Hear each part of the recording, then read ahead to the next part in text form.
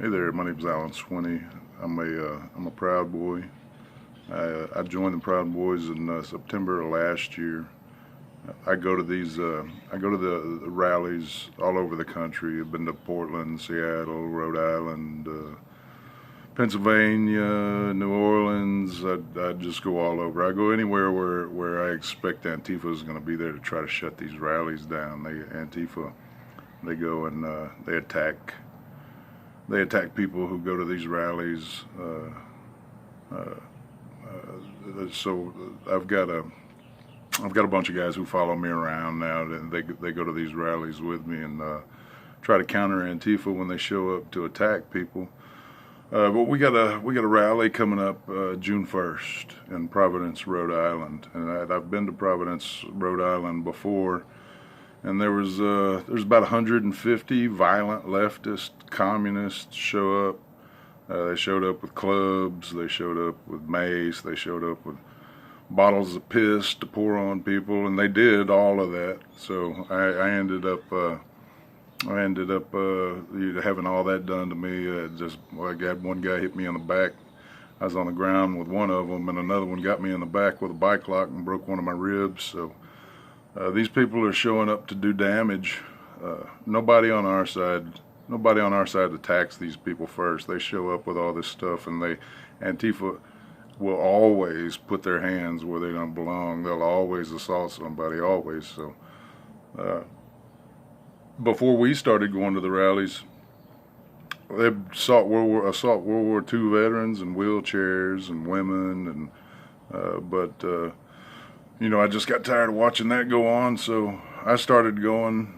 Started off in Portland, and I've just been all over the country, and I meet people at the rallies. I meet people at these rallies. These people that I meet at rallies, they know I'm pretty good at picking which ones that Antifa is going to show up at.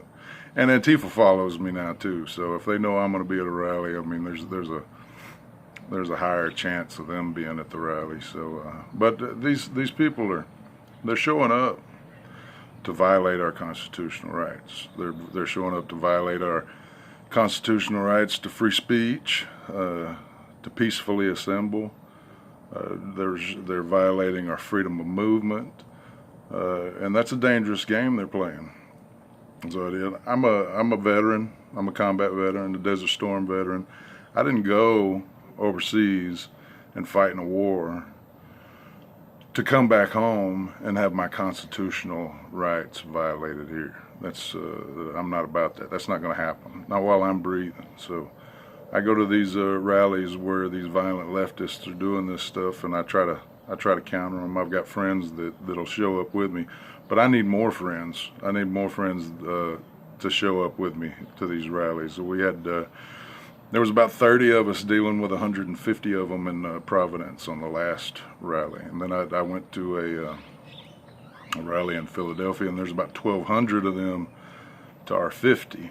So we're terribly outnumbered. You know, the cops are there, so and the cops have different strategies of dealing with this. If there's too many of them, they won't let us have any interaction with them. But if we've got enough of us, sometimes the cops, they'll hang back and they'll watch what goes on. I fought with these people, with riot cops standing 10 feet from me. They let us get a hold of them a little bit because these people are violating our constitutional rights. They're enemies of the Constitution. They want to destroy the Constitution. They want it rewritten. And I mean, there's avenues to go through if you want to rewrite the Constitution, but you're not going to bypass. You're not going to bypass that and just do what you want. And you're definitely not going to violently shut our free speech down. And that's going to end up getting you hurt. I mean, this is a dangerous game that the left is playing, and they need to understand that. Because I'm not going to have my constitutional rights violated. It's not going to happen. So we're going to go counter them. We're going to go back to Providence, Rhode Island on June 1st. And if any of y'all are interested in going with us, we've already got. When the brawl kicked off last time, there was about 150 Antifa, and there was only 15 of us there at the time when the brawl kicked off. But some more of us came in later. The bus dropped off 14 and went back and got another group. But this happened in between the time that they dropped off the first group and we're going back to get the second group. But we handled them. The 15 of us handled them.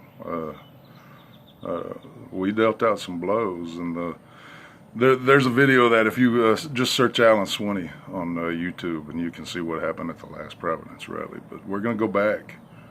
I told them when we left we were going to come back, so that's where we're headed, back to Providence. Now, if you're in a militia, if you're in the Proud Boys, if you're a patriot, if you're just a patriot, especially if you're a veteran, if you're a veteran, you took an oath to the Constitution to protect it, and it needs protecting from these people. So, I mean, you swore an oath. I'd like to see you out there.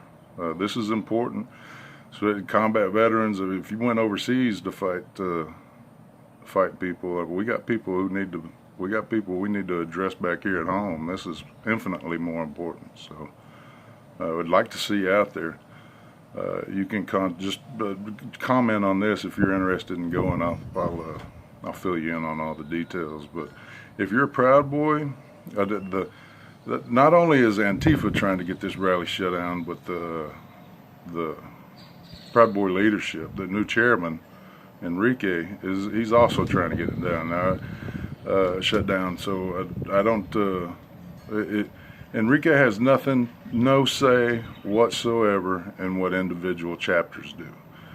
If you're chapter president, he's the only one who's got any say in whether or not you can go to a rally. So if your chapter president doesn't have any problem with it, nobody's going to kick you out of the Proud Boys for going to one of these rallies. So just because the leadership wants to stand down, I didn't join the Proud Boys to not fight communists. I joined the Proud Boys because they were fighting them, and I needed help. So I joined them.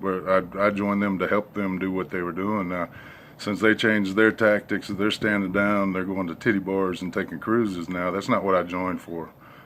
I'm not about that. So, there's a Constitution that needs to be protected, and that's what I'm going to be doing. So I don't care what they're doing. I don't care if they want me to be in the Proud Boys anymore or not, because I'm still going to do that. I'm not following any orders that have to do with not protecting the Constitution. So I'm not going anywhere.